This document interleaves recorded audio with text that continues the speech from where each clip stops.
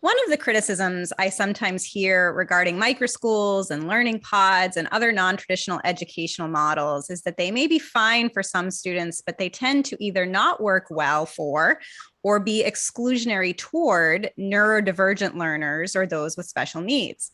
From my observations, this is more myth than reality. These more personalized learning models tend to work well for most students, and especially for students who may have specific learning challenges or special educational needs.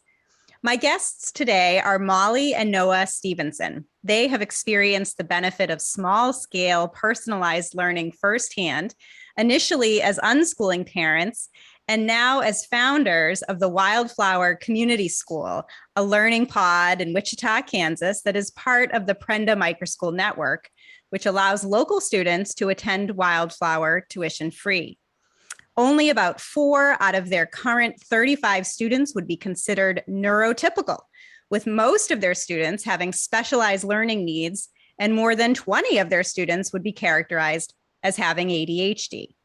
Today, we'll talk about how and why microschools and similar learning models work well for neurodivergent learners and those with special needs.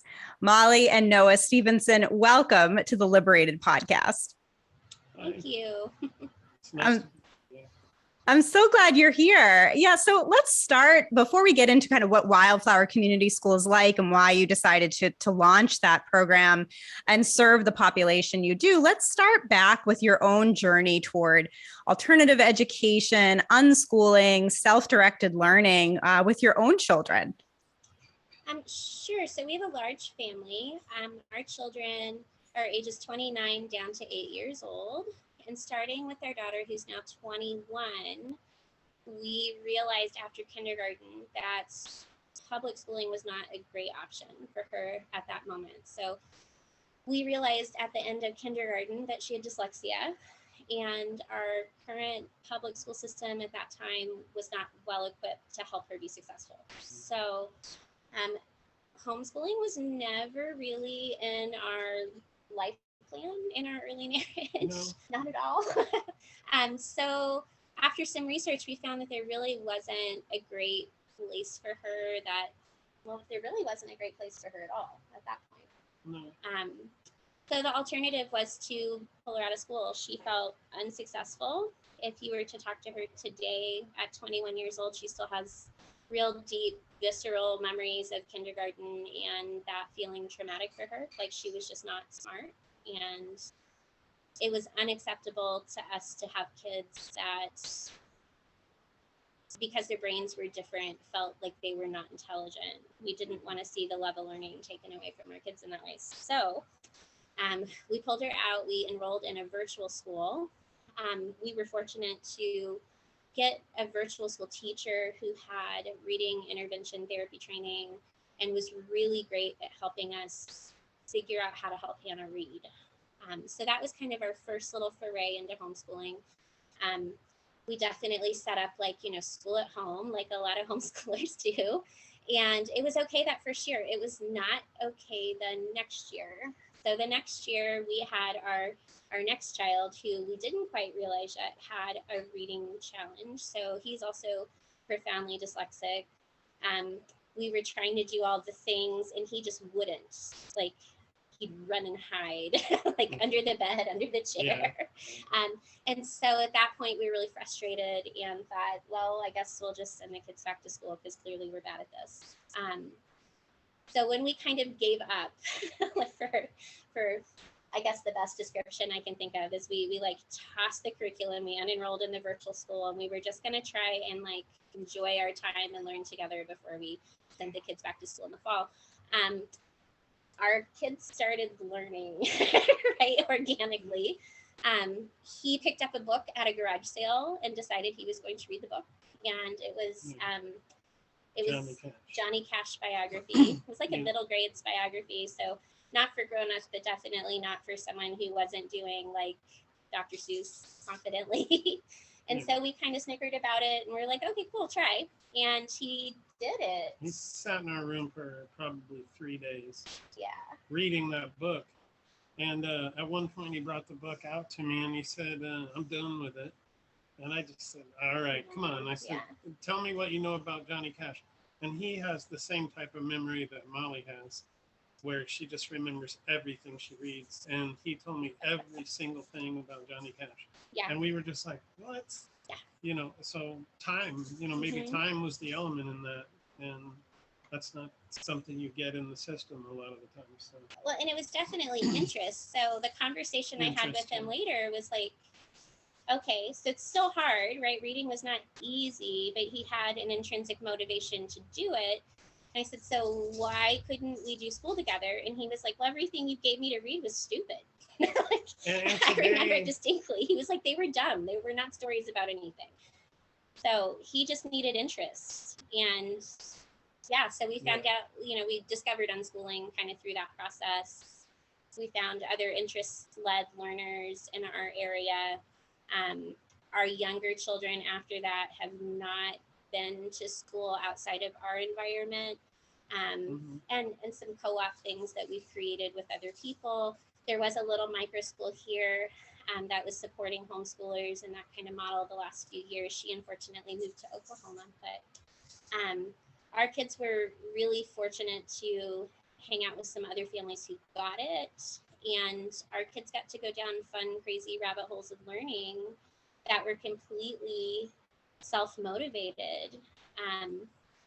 Our neurodiverse kids, which is pretty much all of our people, all have very passionate and specific interests and talents and skills, and they're completely self-cultivated. Yeah, really. They will tell you, they know things that we know nothing about. They have very, very deep, specific knowledge and stuff that they love. And learning more of those things motivated them to develop their reading skills, to develop their writing skills, to develop their math skills. It was really motivating for all of them to be able to participate in the stuff they were passionate about with other people. Remember learning to play Pokemon with the boys? Yeah, so we had like a free learning group that met for a number of years, and our boys really wanted to play Pokemon with some of the older kids. And there's a lot of like fast middle math involved in that. And they had been really math averse, and they suddenly got really good at like addition and subtraction, and asked for assistance with those sorts of things. And so that for us, you know, I think solidified that that was going to be the most effective way for our kids to learn. And as well, several of them are grown-ups now, and and two of your grown daughters actually now work at the Wildflower Community School, sort of part of that community. So I'm curious to hear how you went from this sort of family-centered unschooling environment, maybe with some co-op opportunities thrown in and some of these group activities throughout the Wichita area, to then deciding to create an established microschool. What was that evolution like for you? Because my idea through meditation one day, I was just relaxing, and and the thought came to me that I wanted to start a program after school doing gardening and farming and auto mechanics and things like that with actually first-time juvenile offenders. So I told Molly, I said, I call her Mo, by the way. I'm going to call her Mo from now on. I don't like calling her Molly that much. Anyway, I told her, I said, but I need a catalyst. I need a place to start this. And then she found Prenda, and Prenda popped up. So we decided to use that as our base. And we began the school last year with 2 small schoolrooms, and we thought we were starting with 10. Yeah. We started with 24. Yeah. The need was far greater. Oh, and we would have started with 50 or 60 had we not turned away people, because we were already at our limit. Help. So that's kind of where we were at. So basically, we started the year last year, and I hope I'm staying on track here. Going, we're going to start a school. Okay, stay with me. So 2 weeks in, after days and days of crying and going, I don't know what's wrong with us. Okay. Why did we do this? She has a light bulb, and she looks at me and she says, I know what's going on. every one of these children in the school, minus maybe one last year too, Couple, yeah. is neurodiverse. And then we were just kind of like, oh, we're relieved Yeah. because we realized now we have something to work from. And that's what we've become since. And I don't think we're going to change it anytime soon because we like this group of kids and we like working with them. So let's dig into that a little bit more. I guess you found Prenda. What was happening in terms of the partnership between Prenda and the public schools in Kansas that sort of led you down this path? So that's a layered question, candidly. We found Prenda just through really great social media advertising that they had. Noah was looking kind of for something else to do post-COVID, you know, like everyone, our lives got kind of upended. And Prenda's value system closely aligned with our own and how we regard children and how we think learning experiences should be presented, things like that. So that's what kind of drew us to Prenda in the first place. For us, I feel like our temperaments are such that sometimes we just have to be kicked off the cliff, you know, to go ahead and try something and start something, because we will think it to death. I will think it to death before we do the thing. And so last year when we started recruiting students, I don't think we realized who we were recruiting. It didn't set out with an intentionality that was who was going to be in our space. It should have hit us maybe a little sooner just because of who we are in our community here. Of course, that's who would have shown up to be in our space. They were going to be the people who were going to resonate with us. So because all of our children, I would say except for one, but that one also is neurodiverse. But you know, they're different degrees, and so we should have known that that's what we were going to meet up with. So once we kind of realized what we were dealing with as a group, we had a lot of conversations between the four of us as guides and some of our helpers at Prenda about how to make some things that weren't particularly neurodiverse friendly work better for our students. We spend a lot of time working on executive functioning skills.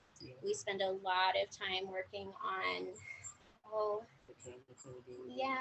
like fine motor skills, research skills, like multiple intelligences, really trying to frame for our students that no matter what kind of way your brain works, that's fantastic. And let's unlock the secret to how to make it, you know, work for you in a way that you feel good about it.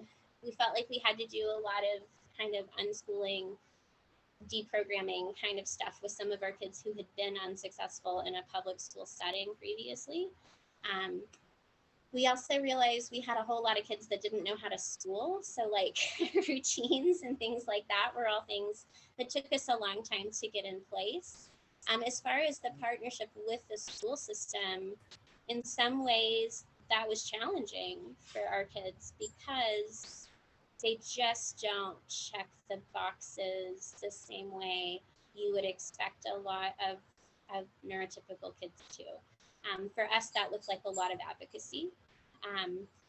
I think a core value for Noah and I, and definitely for our daughters, is that we are not willing to do anything that's going to squash a kid's love of learning. We're not going to do anything to another child that we wouldn't allow to be done to our own. So some days that means we're at odds with the system. My background's in doula work, and I've done doula work for many years. And so it hit me about halfway through the school year last year that this is very similar to doula work. Like you're working peripheral to a system that is very ineffective in so many ways, but also isn't. There's so many people within the system that want to see kids be successful, right? It's not that, but it's that there's so many things in place that are so restrictive that accommodating kids to be successful is like turning a cruise ship. It's going to take a lot of steps first. And that doesn't deal with the emergent need you have in front of you of kids that need to learn. And these are formative times and years for them. And I'm not willing to be a part of inflicting trauma in that way. So yeah, and I love that that reference to doula work and that recognition that it's so similar being a doula and being that intermediary between the birthing mother and the hospital system, and then the corollary to the student and the school system, and actually similarities there also in terms of access, you know, so right. And in terms of, you know, hospitals being where, you know, the healthcare is provided and typically financially covered, and similar now with your public-private partnership here with Prenda and the school system, that a lot of your students wouldn't be able to privately pay if it, most of them, if it wasn't for that partnership. So maybe that's why you sort of put up with some of these headaches, because of the access that it provides for the learners that you really care about targeting. It totally is why, and we hope that we can make a positive impact on that system in that way. In the meantime, yeah, it's a lot of sometimes extra emotional labor for us, but the benefit is we definitely have students who would just fly under the radar, and some of our students are really good maskers of of how their brains work, right? And they can look successful for a really long time, and not be identified to get the help that they need in a setting where there's a lot more kids, right? So we know that that would be a huge disadvantage for some of our people. And we have actually more kids than I would like to admit that have experienced some really harmful things in our public school system here. You know, some real traumas at the hands of adults and other students. And so for us, it's also an access point too, where they can come and they can be safe. Our primary goal with our students is to create a culture of safety and care and mutual regard, because until those like bottom floor needs are met, learning doesn't happen. Yeah, on that, one of the hardest things we have to get the public school system to understand working with us is it can be the first month and a half, 2 months of our school year, that we're just trying to get their social and emotional needs in check.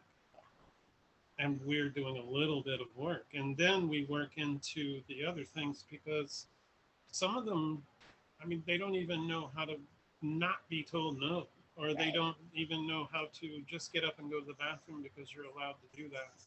Things like that. I mean, minor things like that. Showing up with 2 different shoes. I mean, you think that's very solid, and those are the things we deal with for the first month or two.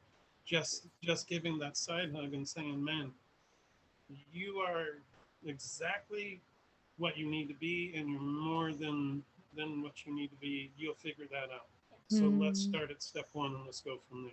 Yeah, and let's start at where you are as an individual and help support that. And that really comes across when you visit Wildflower. So I want my listeners to have a better picture of what a magical place this microschool is. I had the great opportunity and privilege to visit you at the Wildflower Community School recently in Wichita and see what an extraordinary learning environment you've created for these students. Now 35 students, you could probably fill up twice or 3 times that many if you had a bigger location. And I think that might be part of your goal kind of going forward, is to serve as many students as possible. But as it stands now, it is, you know, just a beautiful place, lots of farm animals around, lots of other sort of little animals like rabbits and snakes, and just, you know, opportunities for the kids to interact with living things, as well as, of course, this resource-rich environment of books and learning materials and supplies and adult guides, facilitators. Noah, I wonder if you can tell us a little bit more, you know, for listeners who are trying to get a picture of what Wildflower is like, how would you describe it? I would say it's like, it's got a summer camp feel to it. We don't have shiny bright lights and big rooms and shiny floors, and in fact we have more dirt here than we have pretty much anything else. And they dirty every day. when you come here, if you see them, especially at a recess time and sometimes even during class time, I mean, you just see them running around, having fun, getting dirty, climbing on things, and you know, that's the best way I can say it. And that's what we want it to be, and we won't change that. The new location, no matter what we do, get a new location or whatever, it will always be that summer camp feel and that farm feel, and you know, and just to iterate a bit, the animals they serve a purpose, um, especially with autistic children. They give them a social boundary to understand how to turn the corner on that social boundary without it having to be a human being. Does that make sense? And that's outside of what the question you were asking, but that's kind of part of what we're doing is that feel, that summer camp feel, that farm feel, and that helps a lot. There's a lot of co-regulation that Yeah. comes with being around the animals for the kiddos. Not every kid loves it, but most of them do. Right. And having the opportunity to both help care for the animals, but also just spend time with them, especially we have a lot of really anxious little people. Like anxiety is epidemic amongst kids since COVID in particular. I'm sure it was before, but now we're paying a little bit more attention. Anxiety manifests itself by not being able to focus, by just generally not feeling good in their own skin. And if they snuggle a rabbit or a bearded dragon, or in some of the kids' cases, our ball python, their which ability, I don't do. he lives in my room. Their ability to like dial down and focus or get back on track after feeling really dysregulated happens pretty quickly. Yeah. So they're kind of honorary therapy critters that we have hanging out around here. We also have a couple of teens that are interested in vet medicine. So having them be able to participate in like really planning their care and understanding all of their real specific needs is also super intentional for us too. It is not just we go pat the bunnies. It's how do we make sure our bunnies are thriving? What do we have to pay attention to? And we do that with all of our critters, with our older kids especially. We also want them to have the opportunity to participate in taking care of the space in a way that perhaps they have not been able to experience in other ways. So we do tours every day. We have like a fidelity for each space. It's supposed to end up like this at the end of the day. We work together to do that. Some of that is animal care, some of it's taking care of our gardens, some of it's vacuuming and tidying. And that way there's this idea that we're all in this space together and we're all working together towards a common goal. And hopefully those behaviors translate into home a little bit too. Like integrating some personal responsibility with both their stuff, but also looking out for their schoolmates in that same way. Well, it is just such a warm and welcoming space. And you can tell that each of the children there feels loved, feels seen, feels that they are the most important child in the room, even though you have, more than 24, almost 36 students. So, unlike family-centered unschooling, where you could sort of go at your own pace and you didn't have to have external accountability, this model, you do have some external accountability, right? There are some performance expectations that are outside of kind of how you would manage this, because again, you do want this public-private partnership to enable access to this program, tuition free for most of the students. So how does that work, especially for neurodiverse learners? Yeah. So some days it works fine, and other days that's a challenge. Because we build a really good foundation of trust with our learners, usually I feel like we can talk to some of the little guys. They're still a little to understand all of the implications of external expectations being put on us. But our middle kids and our older kids, I feel really comfortable looking at them and telling them why this is important, right? And we have a conversation about sometimes we have to meet expectations that don't feel great and might not be what we want to spend our time doing today. But that's part of what being a grown-up is too. There are things that I have to do in my day that I'm not excited about, but I have to do them anyways. So we try to frame it positively like that. Sometimes that again looks like advocacy and coming back and saying, hey, this is not working. Like, let's come up with a different plan. For us too, with the Prinda model in particular, like we're really different than most of their microschools. Most of their microschools are in people's homes and they're 10 kids or less. So we don't look like that. And so letting the kids follow like really specific individual interests is a lot harder for us logistically. Some of our kids just don't have the executive functioning to like figure that out and plan that just yet. And so what we try to do is as a group come up with activities together that are mostly going to engage everyone. Or we'll try to like tier them where I'll do one thing, Emily will do another thing, Noah will do another thing. And so the kids can kind of find like their right fit inside of that still hopefully checks all the boxes of the expectations that we have to meet. This year we tried a different approach than last year, and I think so far we like it. We're doing like 6 weeks of school, 1 week as a break, 6 weeks of school, 1 week as a break. And we decided to chunk our 6 weeks into themes. And the themes are continents. So they're big, wide. I mean, you can come up with anything, with such a broad theme. But it does give us a chance to talk with our students, talk amongst ourselves, and decide, like we're talking about South America right now. What do we want to talk about with that? What science things are we interested in? What history things are we interested in? What really sparks like a passion inside of something kind of within a broader theme. And so that seems to be working really well for us. I think we'll probably keep that in the back of our minds going forward. And then we also are focusing in on like a character trait each 6 weeks too, to kind of group together, our conversations about what it means to be a good human. We really want our kids to go out into the world no matter what they do and just be a thoughtful, critical thinking, empathetic human being. And so a lot of our time is spent on talking through the implications of things that happen, how we regard each other in our space, stuff like that. Every altercation is met with a conversation between a teacher on both sides of the altercation. And we practice restorative justice with our kids as much as we can. Yep. That way, we're trying to create skills across everything we do, as opposed to just focusing on getting certain things done within our day. Discipline through teaching as opposed to punishment or anything like that. We don't punish for any reason.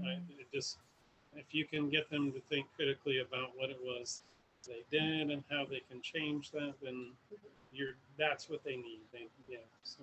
Yeah, I mean, it really seems like a peaceful, respectful, non-coercive learning space where, again, each individual child is able to flourish in their own time and in their own way, thanks to your nurturing and support. So I wonder what the future looks like. I mean, you've sort of grown out of your space already, right? There's more students that you could serve in your community. What are the future goals for you and for Wildflower?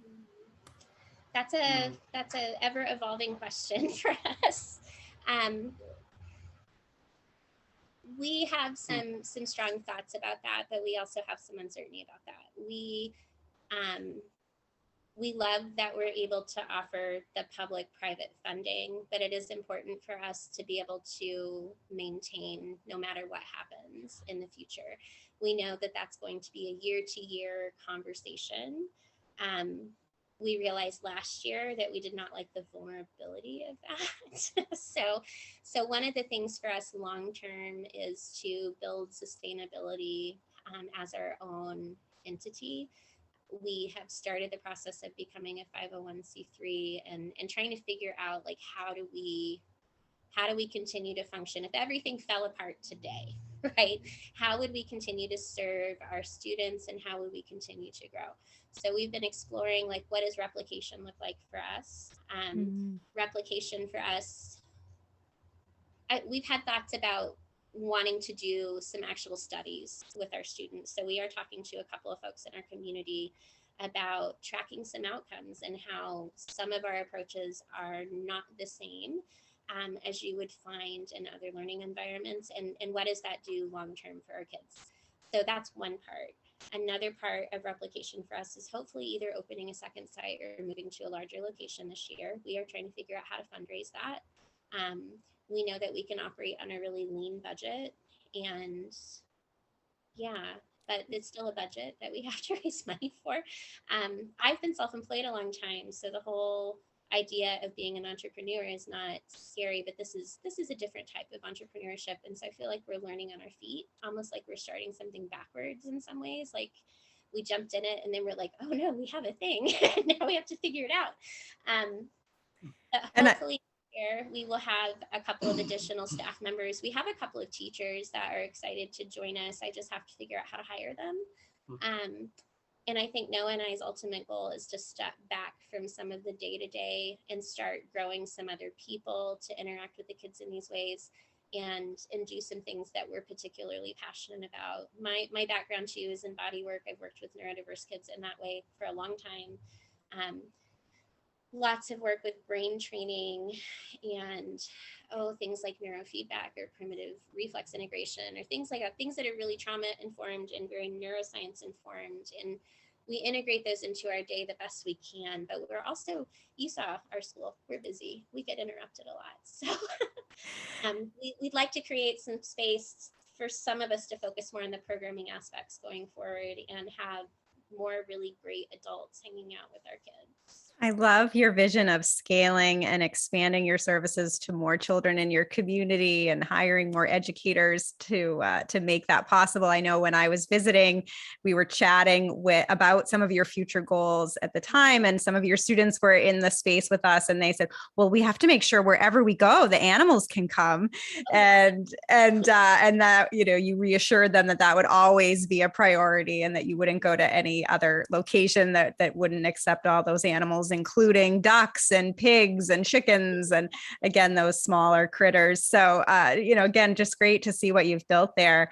And I wonder if we can talk a little bit about the larger entrepreneurial community in the greater Wichita area. There is this cluster of education, entrepreneurship, and innovation that is emerging in your area, that's being fueled by education entrepreneurs like you.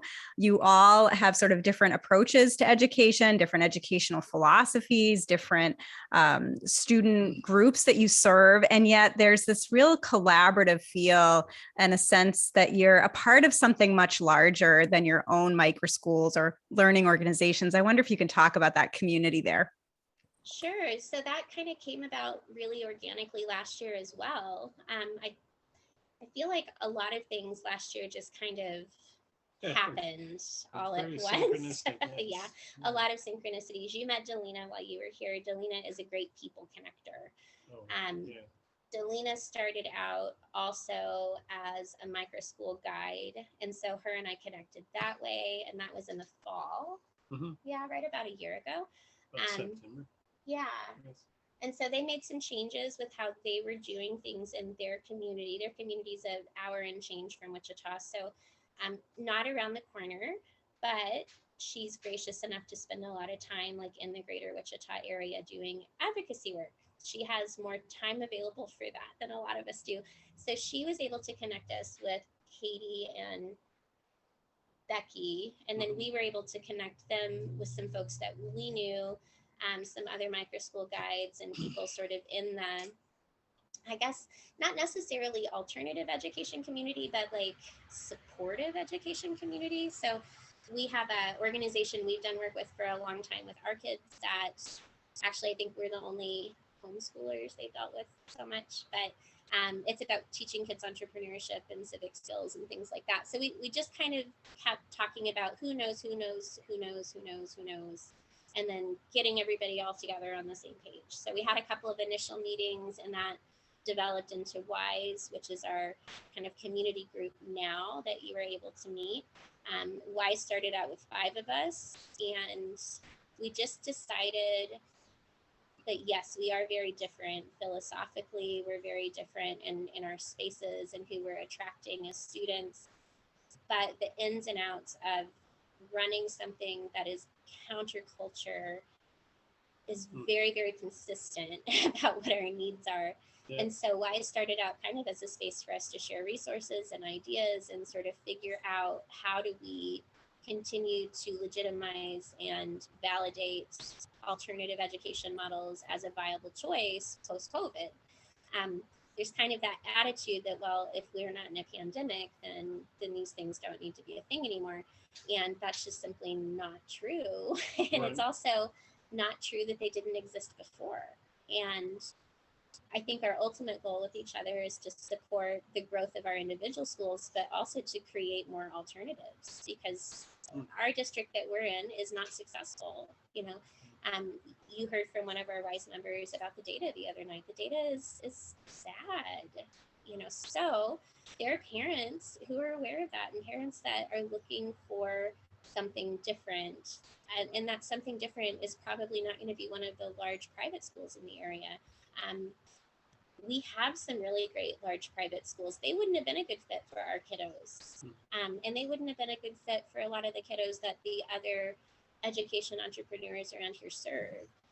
We also realized we were definitely all struggling to find all the things we needed alone in terms of resources. So things like tutoring in specific subjects for our kids, legal advice or insurance, or just the logistical stuff. That the ladies at WISE that have been established for a while were so helpful for us, just navigating, like, how do we not get in trouble? Right? That was a big question.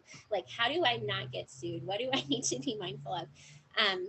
That was excellent. But also we have visions of, hiring a good speech path or OT people to come serve our kids in a way that we're not seeing them get served through a really overburdened public system.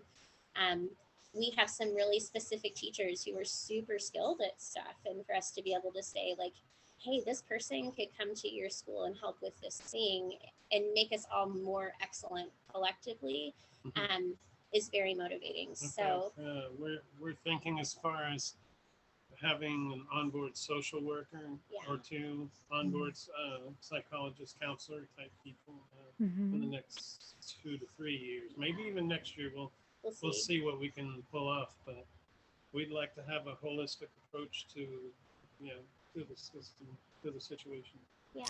Yeah, and so the WISE group stands for Wichita Innovative Schools and Educators. It came about in the spring, as you mentioned, spontaneously got together with a group of people who were doing these innovative things, the innovative educators in schools. And it's really great to see, again, that collaboration, that knowledge sharing, referrals to each other's programs, saying, I have a prospective parent, they may not be a good fit for my program, but gee, down the street is this other program, you should go check it out. And it's just amazing to see that.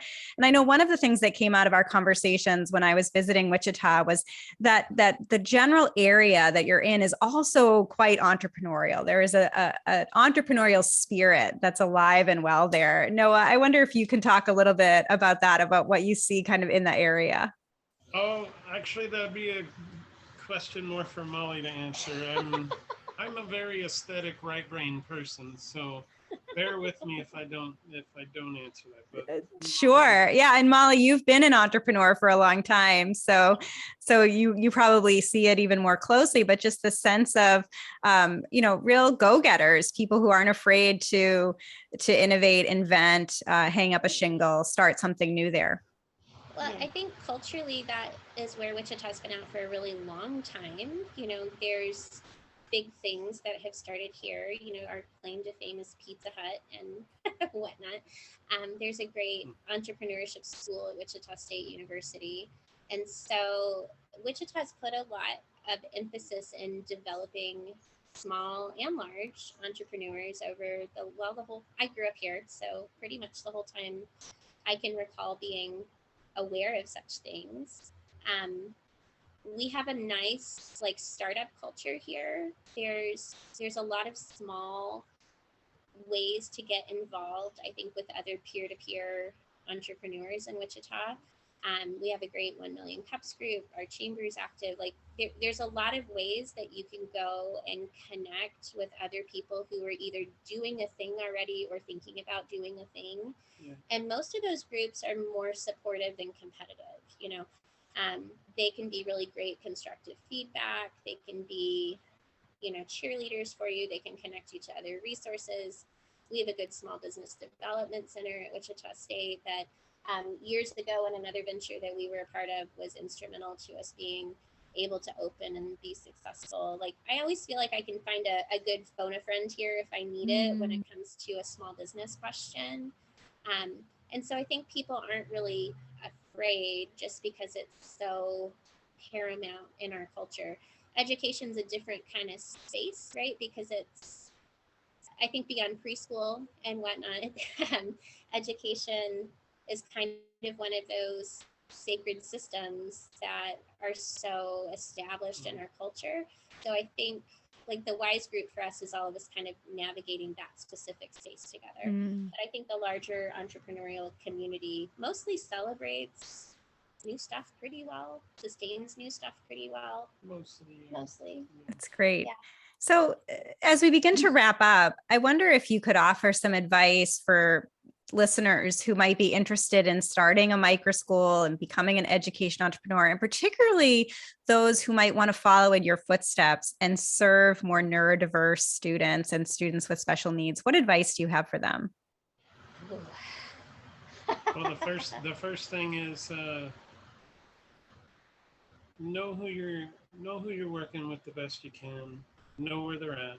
Start where they're at, and always start everything you do with heart. Like, you know, never take anything personally with the kids you're working with. Even if we have kids who stand in our face and curse at us and tell us how much they hate the school and they run for the gate and things like that. You just see what that is and what they're saying to you, and you work from that point. Outside of the students too, like really deeply research who you're working with. What's their moral base? You know, who are their people? Who what are their people on top of that? Yeah. Like really know your research, because it's a little off, but time is the one thing other than social and emotional needs that these type of kids need, and we can provide that. But if you are being stifled by a system, which has happened to us a little bit and we're working through it, you may not have that time. So know before you get started who you're working with and what they're going to expect from you, so you don't get stuck in the middle of the year having to figure all that out. So, because it can put a damper on what you're doing with the kids you're working with. Yeah, So, I would agree with that. I would also have an idea of what your approach would be, like an approach that's true to you, but also not be married to it. Flexibility is, I think, probably the most important character trait. Well, other than, you know, compassion and showing up in an authentic way with the kids, but being flexible absolutely has to be the next thing. We start out every week with a plan. We know that if we get through the week with 50% of the plan happening, that's pretty fantastic. Because different, especially neurodiverse kids, right, are going to find different rabbit holes that they want to go down and chase. And they're better than you at getting to that place.